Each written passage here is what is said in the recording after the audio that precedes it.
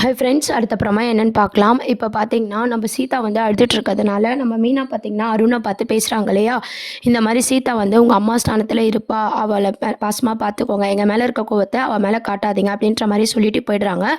இதுக்கப்புறம் தான் பார்த்தீங்கன்னா, சீதாவுக்கு பிரச்சனை வர மாதிரி காட்ட போகிறாங்க. அருண் வந்து இதை போய் உங்கள் அக்கா கிட்ட சொல்லிட்டியா அப்படின்னு சொல்லி கொஞ்சம் கூட புரிஞ்சிக்காம நம்ம சீதாவை பிடிச்சி டார்ச்சர் பண்ண போகிறாங்க. இந்த விஷயம் எதுவுமே வந்து முத்துக்கு தெரியாத மாதிரி கொண்டு போகிறாங்க. அதுக்கப்புறம் இன்னொரு சைட் பார்த்திங்கன்னா, செல்வத்துக்கும் ஜாமீன் கிடைக்க போகுது. இன்னும் பார்த்திங்கன்னா, நம்ம செல்வம் வந்து வெளியே வர்றதுனால நம்ம அருணுக்கு வந்து ரொம்ப கோவமாயிடுது நம்ம முத்து மேலே. அப்போ வந்து இன்னும் சீதாவை டார்ச்சர் பண்ண நம்ம முத்துக்கு அருண் மேலே கோவம் வந்து அருணை பார்த்து அடிக்க போகிறாங்க. இப்போ அருணும் நம்ம முத்துவோட ஃபைட் சேர்ந்து அடுத்த அப்கமிங் ப்ரோமோவாக வரப்போகுது. அது மட்டும் இல்லாமல் ஆல்ரெடி 2 பேரும் அடிச்சுட்டு தான் இருக்காங்க. எப்போ தான் அருண் வந்து புரிஞ்சுப்பாருன்னு தெரியல. நம்ம முத்துவை தப்பாக நினைக்கிற மாதிரி எபிசோட்ஸ் வந்து கொண்டு போயிருக்காங்க. இப்போ அவங்க அம்மா வேற தவறிட்டாங்க. யாராக இருந்தாலும் சரி, நம்ம அம்மா சேர்த்ததுக்கு இவன் தான் காரணமாக இருக்குமோ அப்படின்ற மாதிரி யோசிக்கிற மாதிரி ஒரு சூழ்நிலை வரும். அதை தான் நம்ம முத்து மேலே வந்து அருண் வந்து யோசிக்கிறாரு. அதனால் பார்த்திங்கன்னா, அந்த கோவத்தை நம்ம சீதா மேலேயும் காட்டுறாங்க. இதனால் சீதாக்கும் அருணுக்குமே எல்லாம் ஒரு பிரச்சனை வந்து இதுவாகுது.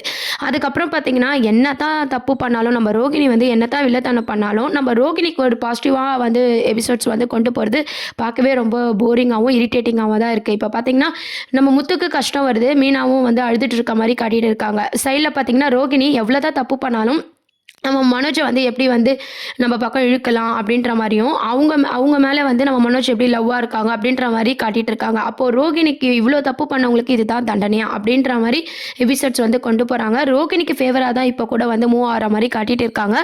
கோர்ட்லேயும் பார்த்தீங்கன்னா, தனக்கு வக்கீல் வேண்டாம், தானே வாதாடுறேன் அப்படின்னு சொல்லிட்டு நம்ம வக்கீலை விட பார்த்தீங்கன்னா ரோகிணி டேலண்ட்டாக இருக்கிற மாதிரியும் காமிச்சிருக்காங்க.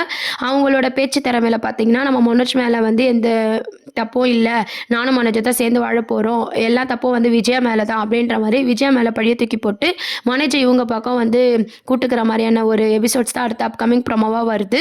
மனோஜும் பார்த்தீங்கன்னா கண்டிப்பாக வந்து இந்த கேஸ் முடியறதுக்குள்ளே நம்ம ரோகிணி பக்கம் வந்து மாறிடுவாங்க. அது பார்க்குற எல்லாருக்குமே கண்டிப்பாக தெரிய வரும்.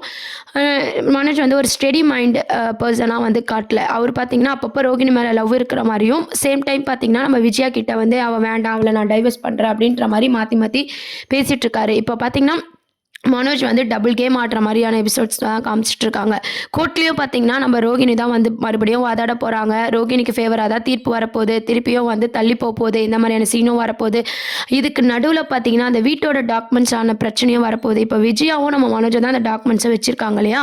இந்த விஷயத்தில் வந்து மனோஜ் செம்மையாக லாக் ஆக போகிறாரு. இந்த விஷயத்தை வந்து ரோகிணி தான் வந்து மனோஜ் வந்து மீட்டெடுக்கிற மாதிரி, அது மூலமாக நம்ம மனோஜ் ரோகிணியை சேர்ற மாதிரி காட்ட போகிறாங்களா அப்படின்றதும் வெயிட் பண்ணி பார்க்க வேண்டியது இருக்குது. கண்டிப்பாக சிந்தாமணி வந்து சும்மா இருக்க போகிறது இல்லை. இந்த பத்திரத்தை வச்சு அதிகமாக வட்டி போட்டு அதை வந்து வீட்டை நம்ம பேரில் எழுதி வாங்கிக்கலாம் அப்படின்ற மாதிரி ப்ளே பண்ண போகிறாங்க. இதையும் பார்த்திங்கன்னா நம்ம முத்து மீனா தான் ஃபேஸ் பண்ணுற மாதிரி காமிக்க போகிறாங்க. என்னதான் முத்து வந்து நல்லதே பண்ணாலும் ரோகிணி பண்ணுற மாதிரியான ஒரு சூழ்நிலையை தான் வந்து கொண்டு வர போகிறாங்க. இது மூலமாக ரோகிணி மேலே வந்து மனோஜ் வந்து பேசுவாரா அப்படின்றதெல்லாம் வெயிட் பண்ணி பார்க்க வேண்டியது இருக்குது. இப்போ அருணோட சீன் ஒரு பக்கம் இருந்தாலும், முத்தோட சீன் ஒரு பக்கம் இருந்தாலும், இப்படியே ட்ராக் வந்து கொண்டு போயிட்டு இருக்காங்க. அடுத்து பார்த்திங்கன்னா ஸ்ருதி ரவி சீனு. ஸ்ருதி இப்போதைக்கு பார்த்திங்கன்னா நம்ம முத்து வீட்டில் வந்து இல்லை, அதனால் கொஞ்சம் போரிங்காக தான் போயிட்டுருக்கு. ஸ்ருதி இருந்தால் நியாயமாக கரெக்டாக பேசுவாங்க. அவங்க வந்து அவங்க அம்மா வீட்டில் இருக்கிறதுனால இப்போ ரவி வந்து ஸ்ருதியை நினச்சி புலம்புற மாதிரியும் ஸ்ருதியை சமாதானப்படுத்துகிற மாதிரி காட்ட போகிறாங்க. அது மட்டும் இல்லாமல் மீத்துவும் பார்த்தீங்கன்னா மெயின் வில்லியாக வந்து, மெயின் வில்லின்றதை விட ரோகிணி தான் மெயின் வில்லி. நம்ம மீத்து வந்து நம்ம ரவியை வந்து அடையணும் அப்படின்ற மாதிரி, அந்த ரெஸ்டாரண்ட் வந்து நம்ம ரவி வந்து வேலை செய்யணும் அப்படின்ற மாதிரி நடித்து கேம்லாம் ப்ளே பண்ணி பார்த்தீங்கன்னா நம்ம ரவியை வந்து தப்பாக இழுக்க போகிறாங்க. இது மூலமாக பார்த்தீங்கன்னா ஸ்ருதிக்கு இன்னும் கோவம் அதிகமாக போது.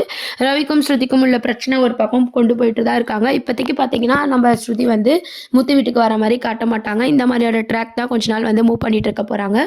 அடுத்து பார்த்தீங்கன்னா ரோகிணி வந்து கோர்ட்டில் வந்து வாதாடிட்டு இருக்கும்போது பார்த்தீங்கன்னா வித்யாவை தான் வந்து சாட்சியாக வந்து ரோகிணியோட ஃப்ரெண்டு அப்படின்னு சொல்லி சாட்சி சொல்ல கூப்பிட போகிறாங்க முத்து மீனா. நம்ம வித்யாவும் வரும்போது பார்த்தீங்கன்னா நம்ம வித்யா இதுக்கப்புறம் விட்டு வைக்கக்கூடாதுன்னு சொல்லி எப்பவும் போல் ரோகிணி வந்து வில்லத்தனத்தை காட்ட போகிறாங்க. இப்போ ரோகிணியோட கோவம் பார்த்தீங்கன்னா வித்யா மேலே தான் இருக்க போகுது. இவன் வந்து எனக்கே எதிராக சாட்சி சொல்கிறாளா, இவளை சும்மா விடக்கூடாது அப்படின்னு சொல்லி திருப்பியும் போய் சிட்டி மூலமாக வந்து நம்ம வித்யாவை எதனா பண்ணுறதுக்கான வாய்ப்பும் வந்து அதிகமாக இருக்குது. வீடும் வந்து தன்னை விட்டு போக போகுது அப்படின்ற ஒரு குழப்பத்தில் வந்து நம்ம விஜயாவும் பார்த்தீங்கன்னா தப்பாக முடிவு எடுக்கிறாங்க. அதுலேருந்து நம்ம முத்து மீனாவை தான் விஜயாவை காப்பாற்ற போகிறாங்க. என்னதான் நம்ம முத்து நல்லது பண்ணாலும் விஜயா பார்த்தீங்கன்னா நம்ம மனோஜுக்கு சப்போர்ட் பண்ணுற மாதிரி தான் காமிச்சிருக்காங்க. இப்போ அடுத்து கோர்ட் சீன் காட்ட போகிறாங்க வித்யா சாட்சி சொல்கிற மாதிரி. அதே மாதிரி நம்ம அருணும் முத்துவும் வந்து திருப்பி மோதிக்க போகிற மாதிரி ஒரு சீன்ஸ் வரப்போகுது. ஏன்னா சீதா வந்து என்னதான் கஷ்டப்பட்டாலும் அருண் வந்து சீதாவை அடித்த விஷயம் வந்து முத்துக்கு தெரிஞ்சாலும் கண்டிப்பாக முத்தோட கோவம் வந்து அருண் மேலே திரும்ப போகுது. இதனால பார்த்தீங்கன்னா அம்மா இருந்த துக்கத்துல தான் அருண் இப்படிலாம் பண்ணிட்டு இருக்கான் அப்படின்ற மாரி முத்து பேசிட்டு இருந்தாரு. இருந்தாலும் சீதாவ அடிச்ச விஷயம் தெரிஞ்சா கண்டிப்பா முத்து போய் அடிக்க போறாரு.